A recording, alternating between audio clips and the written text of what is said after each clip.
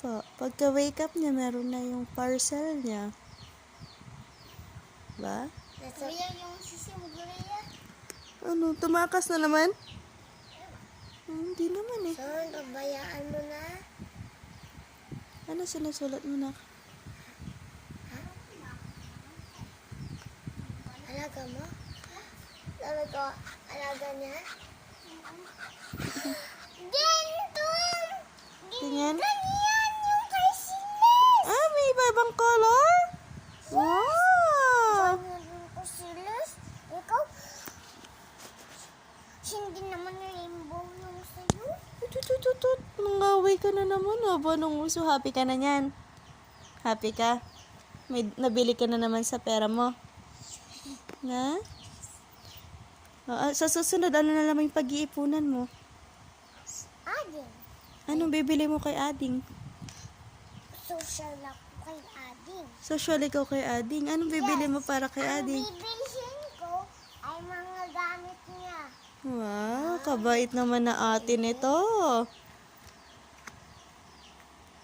Gusto ko yung mga ganito. O, paano niyan?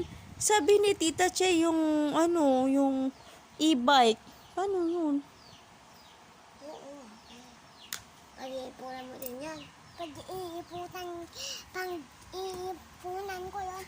At saka, yung school bag ko, ikaw, hindi kita pag-iipunan. Uy, kasungit mo naman. Pag-iipon din ako. Meron pigi-pigi din si Ate Chay. Lala ko, galing. Dalawa kaya yung hinihipon ko na alikansya. Ayaw ko. Gusto ko, pag-iipunan ko ang sarili ko. Tapos, ibibigay ko na kaya din.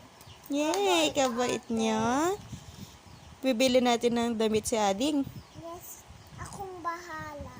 Ikaw bahala. Ay, kabait naman ng ate na to. Madami kaya may iipon mo. Madami mo pag-iipunan. E-bike, school bag. Tapos yung gamit pa ni ate. Ay, ni Ading. Kabait naman ni ate. Wow. Ba't kaya ganun?